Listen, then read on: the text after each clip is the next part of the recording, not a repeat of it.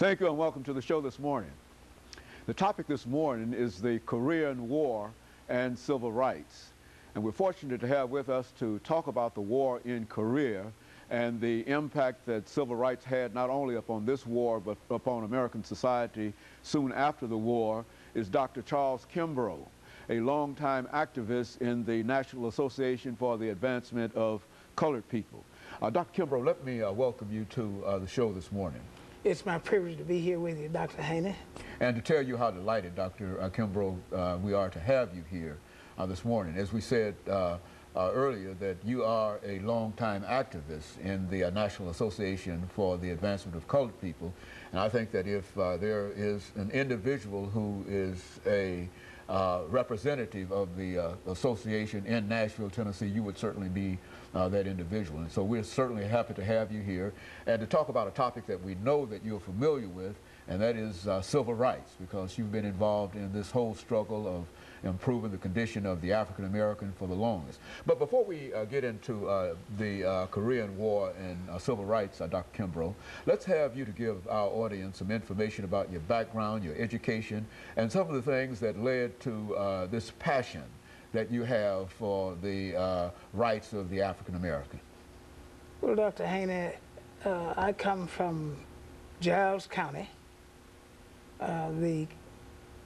which has Pulaski as its county seat, the home of the KKK. And with me, I guess the passion is kind of ingrained. Not that I knew directly or saw activities of the KKK, but I guess when you have that kind of organization, when you even learn about it later in life, you recognize that you grew up or were growing up in an area that survival of black people was a priority.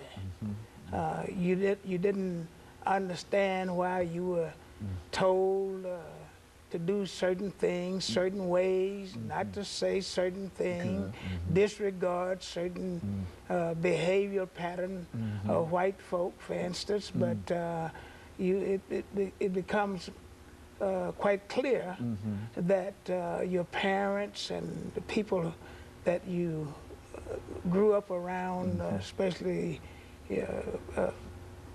teachers, parents, preachers and teachers, whatever, they were guiding you around some of the obstacles that they knew existed for black people.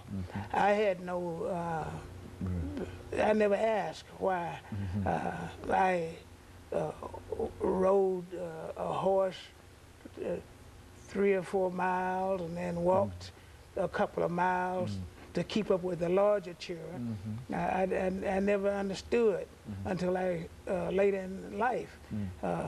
You know, Mama just put you on a horse and you start riding, and they let you know that now you should be able to keep up, and you don't question that, and you just go ahead and do it. And in fact, I didn't ever ask why you had to stay out of school 2 or 3 days and go to school 2 or 3 days to do farm chores in the absence of getting an education. While you saw white children go to school each day of the week just as a matter of habit. And so growing up in Pulaski, Tennessee really left a real impression on you in reference to how the race situation in a real sense is sort of an ingrained kind of thing in the community in which you grew up. Would that be a characterization of what you're saying here? Yes, for black people, when I grew up, we're talking about in the 30s and 40s, get an 8th grade education.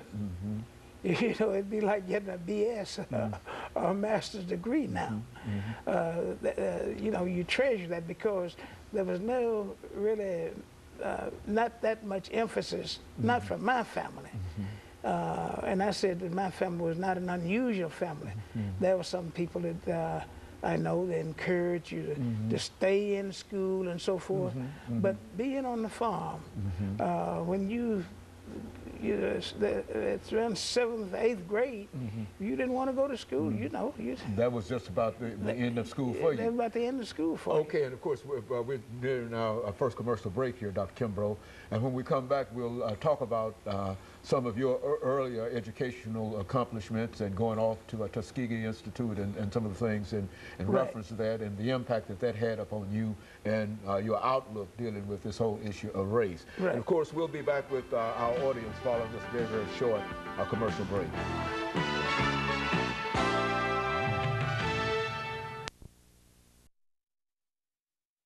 The topic is the Korean